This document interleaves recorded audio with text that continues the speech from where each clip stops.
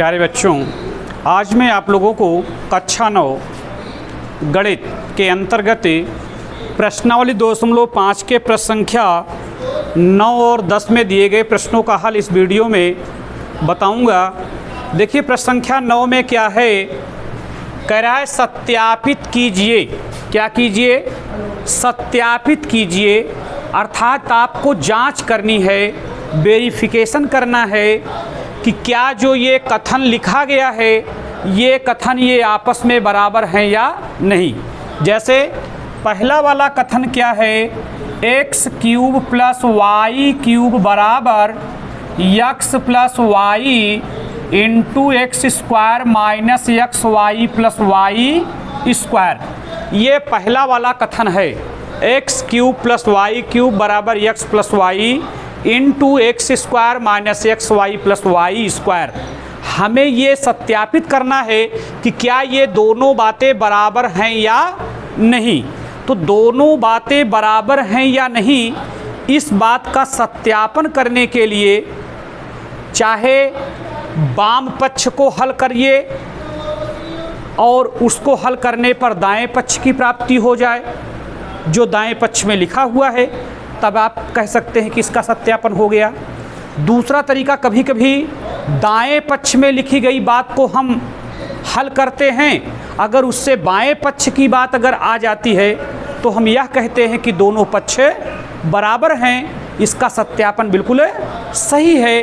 तो आज हम लोग देखेंगे x cube plus y cube बराबर x plus y into x square minus y x y plus y square. ये जो लिखा है क्या ये बात सही है या गलत। तो हम इस प्रश्न में क्या करेंगे कि जो LHS में जो बात RHS में लिखी हुई है उसे हम नोट कर लेते हैं। तो RHS, अब आप लोग ये जानिए कि RHS माने क्या होता है। RHS का मतलब होता है राइट हैंड साइड, यानी दाएं पक्ष में लिखी गई बात को हम RHS बोलते हैं और बाएं पक्ष में लिखी हुई बात को हम LHS बोलते हैं, लेफ्ट हैंड साइड।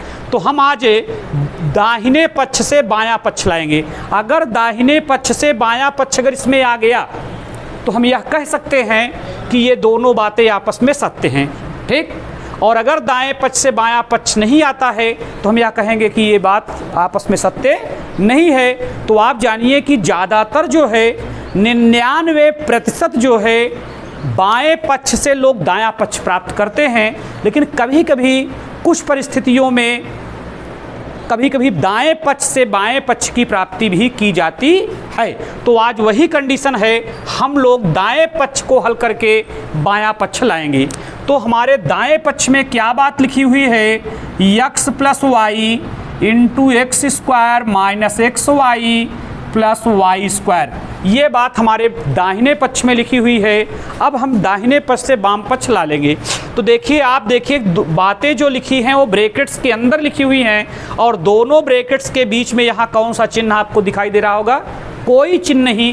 तो जब दो ब्रैकेट्सों के बीच में कोई चिन्ह दिखाई नहीं दे रहा है तो यहाँ आपको गुणा का चिन्ह मानना होगा। तो इसलिए यहाँ पर गुणा का चिन्ह लगा हुआ है। तो गुणा के चिन्ह का मतलब है कि अर्थात हमें गुणा करना पड़ेगा। तो अगर हम यक्स से इसके पदों में अगर हम गुणा करें तो यक्स का गुणा यक्स में करने पर एक्स क्यूब होगा। अच्छा, क्यों एक्स क्यूब होगा? चूँकि हम जानते हैं कि आधार समान होने पर गुणा में घातें जुड़ जाती हैं। तो इसका भी आधार एक्स है और इसका भी आधार एक्स है, तो इस एक्स के ऊपर 2 घात और इस एक्स के ऊपर 1 घात। तो गुणा में घातें जुड़ती हैं कब, जब आधार समान होते हैं तब। तो इसलिए इसकी 2 घात और इसकी 1 घात जुड़कर 3 घात हो जाएगी, तो इसे हम एक्स क्यूब पढ़ेंगे। अब हम यक्स से गुणा इसमें करेंगे तो माइनस यक्स का गुणा जब इसमें करेंगे तो ये यक्स स्क्वायर वाई हमें प्राप्त हो जाएगा। अब देखिए यक्स का गुणा यक्स में हुआ तब तो यक्स स्क्वायर हो गया और साथ में इंटू वाई है तो हमें इंटू वाई नोट कर लेना होगा। प्लस करते हैं, यहाँ प्लस का प्रयोग है, यहाँ प्लस का प्रयोग है, तो प्लस प्लस का गुणा प्लस। तो आप लोग कक्षा 7 या 8 की क्लास में आप लोगों को बीजीय अक्षरों का आपस में गुणा करने का तरीका बताया गया होगा कि सबसे पहले आप चिन्ह का गुणा करिए, फिर उस बीजीय अक्षर में लगे गुणांक का गुणा करिए, फिर उस बीजीय अक्षरों का गुणा करिए। तो जैसे हमने यक्स से गुणा अगर वाई स्क्वायर में किया तो पहले हम दोनों बीजीय अक्षरों में लगे चिन्ह का गुणा करेंगे। तो हम देख रहे हैं कि दोनों बीजीय अक्षरों में चिन्ह क्या लगे हैं, धन। तो धन धन का गुणा तो धन होगा। अब इसके बाद उसमें लगे हम गुणांक का गुणा करेंगे, तो इसमें गुणांक 1 लगा हुआ है और इसमें गुणांक 1, तो 1 1 का गुणा 1 आएगा। तो चूंकि अभी हम 1 नहीं लिखेंगे, चूंकि बीज गणित में बीजीय व्यंजकों के पूर्व गुणांक 1 प्रदर्शित नहीं किया जाता है, तो इसलिए अब हम बीजीय अक्षरों का गुणा करेंगे। तो ये x है और ये y है। तो आप जानिए कि जब हम विपरीत बीजीय अक्षरों का यानी विजातीय बीजीय अक्षरों का आपस में गुणा करते हैं, तो उसके गुणनफल में दोनों विजातीय बीजीय अक्षर ज्यों के त्यों उतर आते हैं। कैसे? जैसे अगर हम x का गुणा y स्क्वायर में करेंगे, तो इसके गुणा करने में x भी और y स्क्वायर भी ज्यों का त्यों उतर आएगा। चूंकि ये दोनों बीजीय अक्षर आपस में विजातीय हैं, तो इसको हम लिख देंगे एक्स वाई स्क्वायर। तो देखिए हमने x से तीनों पद में गुणा कर दिया। अब हम उसी सिस्टम से प्लस y से तीनों पद में हम गुणा करेंगे। तो जब y से गुणा इसमें हम करेंगे, तो पहले हम चिन्हों का करेंगे। तो दोनों बीजीय अक्षरों में हम चिन्ह क्या देख रहे हैं? Plus plus. तो प्लस प्लस का गुणा क्या होगा? प्लस। अब हम दोनों बीजीय अक्षरों में लगे गुणांक का आपस में गुणा करेंगे। तो इसमें गुणांक 1 लगा हुआ है और इसमें गुणांक 1 लगा है, तो 1 1 का गुणा 1 होगा। लेकिन यहाँ पर हम 1 नहीं लिखेंगे, चूँकि हम जानते हैं कि बीजीय अक्षरों में का जो गुणांक 1 होता है उसको प्रदर्शित करने की आवश्यकता नहीं होती है, उसमें स्वयं 1 लगा रहता है। तो हम y का गुणा अगर x स्क्वायर में करेंगे, तो देखिए दोनों विजातीय हैं, इसलिए ज्यों के त्यों आपस में उतर आएंगे। तो हम इसको x स्क्वायर y ज्यों का त्यों हम नोट कर लेते हैं, ठीक ना। अब हम y से दूसरे पद में गुणा करेंगे, तो देखिए यहाँ प्लस का प्रयोग है, यहाँ माइनस का प्रयोग है, तो प्लस माइनस का गुणा माइनस होता है। हमने बताया था कि माने समान चिन्हों का गुणनफल धनात्मक और असमान चिन्हों का गुणनफल सदैव ऋणात्मक होता है। तो चूंकि यहाँ प्लस है और यहाँ माइनस है, तो प्लस माइनस तो असमान चिन्ह है, तो इसलिए गुणनफल क्या होगा? माइनस होगा। अब हम y का गुणा अगर हम एक्स वाई में करेंगे, तो देखिए पहले हम चिन्हों का गुणा कर लिए, अब हम दोनों बीजीय अक्षरों में लगे गुणांक का गुणा करेंगे। तो हम एक्स वाई का गुणांक क्या बताएंगे? 1, और यहाँ y का गुणांक क्या बताएंगे? 1। तो इसका गुणनफल 1 आएगा, लेकिन अभी हम 100 नहीं करेंगे। अब हम y का गुणा जब एक्स वाई में करेंगे, तो देखिए चूंकि इसमें तो x है नहीं, तो ये इसलिए ये जो x है ये ज्यों का त्यों उतर आएगा। लेकिन जब y का y में गुणा होगा, तो ये y स्क्वायर बता देगा। चूंकि हमने बताया कि आधार समान होने पर गुणा में घातें जुड़ जाती हैं, तो y इसका भी आधार y इसका भी आधार गुणा है, तो इसलिए इस पर लगी घात और इस पर लगी घात जुड़ जाएगी। तो दोनों पर 1 1 घात का प्रयोग है, इसलिए 1 1 2 हो जाएगा। अब हम y का गुणा जब y स्क्वायर में करेंगे, तो ये प्लस है और ये भी प्लस है। तो हमने पहले बताया कि चिन्हों का गुणा होता है, तो पहले हम चिन्ह का गुणा कर लिए, तो प्लस पा गए। अब हम इसके दोनों के गुणांकों का गुणा करेंगे, तो संयोग से देखिए इसका भी गुणांक 1 है और इसका भी गुणांक 1 है, इसलिए हम 1 अभी नहीं लिखेंगे। अब y का जब y में गुणा करेंगे, तो ये y क्यूब आएगा। चूंकि हमने बता दिया कि आधार समान होने पर गुणा में घातें जुड़ जाती हैं, तो दोनों का चूंकि आधार जो है y है, तो गुणा में घातें जुड़ेंगी। तो इस पर 2 घात है और इस पर 1 घात, तो 2 1 3। अब आप ये देखिए कि एक्स स्क्वायर y जो है ये माइनस चिन्ह में है और एक्स स्क्वायर y धन चिन्ह में है, तो दोनों सजातीय पद हो गए। भाई एक्स स्क्वायर y का सजातीय एक्स स्क्वायर y हो गया। तो अगर सजातीय पद जो हैं विपरीत चिन्ह में होते हैं, तो वे आपस में कट जाते हैं अगर समान गुणांक के हैं तो। असमान गुणांक के रहने पर नहीं कटेंगे, क्योंकि समान गुणांक के होंगे और विपरीत चिन्ह के होंगे तो कट जाएंगे। अगर सजातीय पद है तो एक्स स्क्वायर वाई प्लस में है, एक्स स्क्वायर वाई माइनस में कट गया। अब इसी तरह से एक्स वाई स्क्वायर, इसका सजातीय कौन है? एक्स वाई स्क्वायर, तो ये भी आपस में कट जाएगा। चूंकि ये प्लस माइनस में है इसलिए कट जाए। अब हमारे पास बचा क्या? कटने के बाद आप देखिए हमारे पास प्रारंभ में एक्स क्यूब बचा, बाकी यहाँ से सारे पद कट गए, अंत में क्या बचा? वाई क्यूब बच रहा है, तो प्लस हम वाई क्यूब। अब आप देखिए कि हमने आरएचएस को हल किया ना, तो आरएचएस को हमने हल किया, तो हल करने पर मैं पाया क्या? मैं पा गया x cube plus y cube पा गया। अब आप देखें कि x cube plus y cube हमारे एलएचएस पक्ष में लिखा हुआ है, तो हम इसके सामने लिख देते हैं ब्रैकेट्स में एल एच एस। तो हम लिखेंगे कि चूंकि R H S is equal L H S, ठीक है ना, या हम इसको लिख सकते हैं एल एच एस बराबर आर एच एस, यानी left hand side equal right hand side.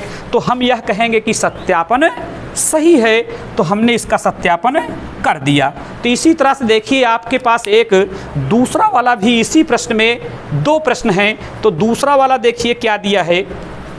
दूसरे वाले में भी देखिए, दूसरा वाला है x cube minus y cube बराबर x minus y into x square plus x y plus y square. ये भी हमें माने इस प्रश्न में हमें ये सिद्ध करना है कि क्या ये जो बात लिखी हुई है और बीच में बराबर, बराबर का मतलब होता है समता सूचक चिन्ह। इस चिन्ह को हम जो बराबर का जो जिससे चिन्ह कहते हैं, इसका एक अपर नाम जो है, इसका नाम है समता सूचक चिन्ह। समता सूचक चिन्ह यानी तो देखिए ये जो बराबर का चिन्ह है, दो बातों के बीच में अगर कोई बराबर का चिन्ह लगा है तो इसका मतलब ये है कि अर्थात दोनों बात आपस में बराबर हैं। जो इधर कहा जा रहा है वही बात उधर भी होनी चाहिए। तो यही बात तो इस प्रश्न में सिद्ध करने के लिए कही गई है कि क्या प्रश्नकार ने जो लिखा है वो बिल्कुल सत्य लिखा है या असत्य लिखा है, यही तो हमें जांच करनी है, यही तो वेरिफिकेशन करना है। तो हम क्या करेंगे, हमने बताया कि 99% प्रश्नों में जहां ये बात LHS और RHS की बात आती है सिद्ध करने की, तो 99% प्रश्नों में LHS को हम नोट करके RHS सिद्ध कर लेते हैं। अर्थात LHS की पर हम प्रश्न को हल करते हैं और हल करने पर वही उत्तर आना चाहिए जो RHS में लिखा हो। लेकिन कभी कभी कुछ विषम परिस्थितियों में कभी कभी हम RHS के में लिखी हुई बातों को नोट करते हैं और उस पर हम ऑपरेशन करते हैं और उसका अंतिम परिणाम LHS प्राप्त होना चाहिए। तो वही बात यहाँ पर RHS से हम इसको सिद्ध करेंगे।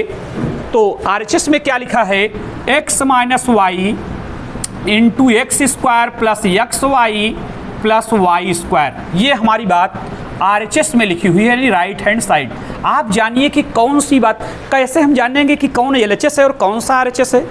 तो जब प्रश्न के सामने आप खड़े हों और खड़े होने के बाद जो बातें आपके बाएं हाथ की तरफ पड़ जाएं, बराबर के इधर माने जो बाएं हाथ की तरफ पड़े वो LHS है, जिसको हम लेफ्ट हैंड साइड बोलते हैं, और जो दाहिने हाथ की तरफ पड़ जाए वो RHS है, जिसे हम राइट हैंड साइड भी कहते हैं। उसका फुल फॉर्म है RHS का। तो देखिए हमने RHS नोट कर लिया, अब इस पर हम ऑपरेशन करेंगे। अगर इसका अंतिम जो परिणाम होगा, अगर वो अंतिम परिणाम x³ माइनस वाई क्यूब अगर हमें प्राप्त हो गया, तो हम यह कह सकते हैं कि प्रश्नकार के द्वारा जो बात कही गई है वो पूर्णतया सत्य है। तो देखिए यहाँ जो प्रश्न है, अब प्रश्न में कौन सी क्रिया है ये तो हमें ढूंढना होगा कि प्रश्न में जोड़ है कि घटाना है कि गुणा है कि भाग है। क्योंकि हमारी संपूर्ण गणित जो है, गणित की मुख्य 4 संक्रियाएं हैं जिसको हम जोड़ घटाना गुणा भाग के नाम से जानते हैं। पूरे चैप्टर आप चाहे जो भी चैप्टर पढ़ेंगे उसमें जोड़ घटाना गुणा भाग की ही बात आएगी, चाहे जो भी आप चैप्टर पढ़ें। अब ये है कि उसके पॉइंट अलग अलग हो सकते हैं, बाकी हर चैप्टरों में जोड़ घटाना गुणा भाग की ही संक्रियाएं होती है। अगर प्रतिशत है तो उसमें प्रतिशत का मिलेगा, भिन्न का चैप्टर है तो उसमें भिन्न के जोड़ घटाने गुणा भाग की संक्रिया मिलेगी। जो भी चैप्टर होगा उसमें जोड़ घटाने गुणा भाग की संक्रिया पर आधारित प्रश्न होंगे। चूंकि गणित की यही 4 मुख्य संक्रियाएं होती हैं, तो हम x y एक ब्रैकेट्स में लिखे हुए पद को पा रहे हैं और अगले ब्रैकेट्स में ये हम पा रहे हैं। तो जब 2 या 2 से अधिक ब्रैकेट्सों के बीच में कोई चिन्ह आपको ना दिखाई पड़े, जैसे देखिए इस ब्रैकेट्स और इस ब्रैकेट्स के बीच में यहाँ कुछ रिक्त स्थान है, इस रिक्त स्थान के बीच में हमें कोई चिन्ह दिखाई नहीं दे रहा है, तो वहाँ पर हमें कौन सा चिन्ह मानना चाहिए, गुणा का।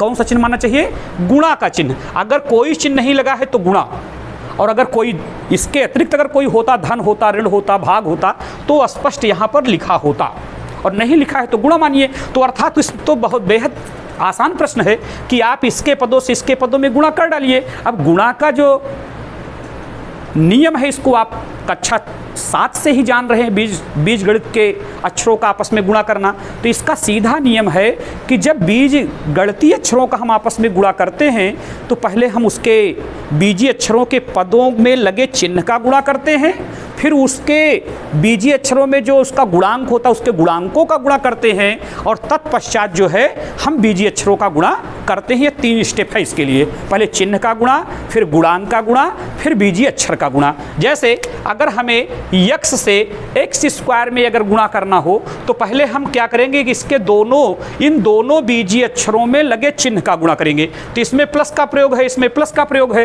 तो हम जानते हैं कि समान चिन्हों का गुणनफल धनात्मक होता है, तो आप धन लिख लीजिए। और प्रारंभ में पहले पद में अगर आप धन लगाएं चाहे ना लगाएं कोई दिक्कत की बात नहीं, लेकिन अगर माइनस रहे तो लगा देना चाहिए। अब हम इसके गुणांक का गुणा करेंगे, यहाँ गुणांक 1 है और यहाँ गुणांक 1 है तो इसका 1 1 का गुणा 1 आएगा, लेकिन अभी हम बीजगणित में 1 नहीं लिखेंगे। अब हम x का गुणा x स्क्वायर में करेंगे। तो अभी मैंने थोड़ी देर पहले बताया कि जब समान बीजीय अक्षरों का आपस में गुणा करोगे तो उनकी घातें आपस में जुड़ जाएंगी। चूंकि ये x और x समान बीजीय अक्षर हैं तो इनकी घातें आपस में जुड़ेंगी, तो गुणा में यह क्या हो जाएगा, x क्यूब हो जाएगा, चूंकि इस पर 2 घात और इस पर 1 घात। अब इसी सिस्टम से हम सारे पदों में गुणा कर लेंगे। जो हमने एक जो सिस्टम मैंने बताया, यही सिस्टम सर्वत्र लागू रहेगा।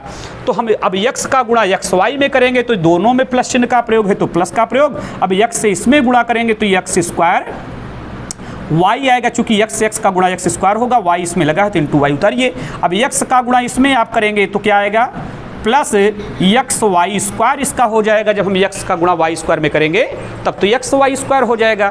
इसी तरह अब हम माइनस वाई से इसमें जब गुणा करेंगे तो ये आएगा माइनस वाई का गुणा इसमें करेंगे तो एक्स स्क्वायर वाई आ जाएगा। अब y का गुणा जब इसमें करेंगे तो प्लस माइनस विपरीत चिन्ह है तो माइनस होगा। y का गुणा इसमें करेंगे तो हम पाएंगे एक्स वाई स्क्वायर, और जब y का गुणा इसमें करेंगे तो माइनस वाई क्यूब हम पा जाएंगे। तो इस प्रकार से हम गुणे की क्रिया को संपन्न कर लिया। अब हम सरलीकरण कर लेंगे, जिसको अंग्रेजी में सिंपलीफिकेशन के नाम से जानते हैं। तो देखिए एक्स स्क्वायर वाई यहाँ प्लस में है और यही बात यहाँ माइनस में विद्यमान है, इसलिए आपस में कैंसिल हो जाएंगे। अब एक्स वाई स्क्वायर पॉजिटिव है और एक्स वाई स्क्वायर निगेटिव है, सजातीय पद हैं, समान गुणांक के हैं, विपरीत चिन्ह के हैं तो कट जाएंगे। तो हमारे पास पद बचा क्या, एक्स क्यूब बचा और अंत में वाई क्यूब बचा। तो इस प्रकार से ये x cube minus y cube हमें प्राप्त हो गया, जो कि हमारे LHS में यही बात लिखी हुई है। तो हम कह सकते हैं कि LHS इक्वल RHS। तो चूंकि हम RHS से सिद्ध किए हैं तो इसको हम लिखेंगे RHS इक्वल टू LHS, माने right hand side equal left hand side. अतः सत्यापन सत्य है, अतः सत्यापन हुआ, अतः सत्यापन हुआ। तो प्यारे बच्चों, आप लोग कक्षा 9 के लिए जो वीडियो आप लोगों को प्रतिदिन भेजी जा रही है, इसे आप प्रतिदिन देखते रहें। जितनी पढ़ाई हम लोग एक दिन क्लास के अंदर पढ़ाते हैं, उतनी पढ़ाई हम लोग प्रतिदिन आप लोगों को वीडियो के माध्यम से भेज रहे हैं। आप पढ़ते समय मोबाइल में देखें और साथ में आप रफ रखें अपने पास। पुस्तक, गणित की पुस्तक को ज़रूर अपने पास रखें, तभी आपको समझ में आ पाएगी कि हमारे गुरुजी कौन सा चैप्टर पढ़ा रहे हैं, कहाँ से पढ़ा रहे हैं और क्या पढ़ा रहे हैं, और हमारे पुस्तक में ये प्रश्न है कहाँ। तब आपको वीडियो देखने में और प्रश्न को समझने में मज़ा आएगा। और यदि आप पूरा वीडियो अगर कायदे से देखेंगे तो हम विश्वास करते हैं कि पूर्णतया इन प्रश्नों का हल आप लोगों को समझ में आ जाएगा। बस।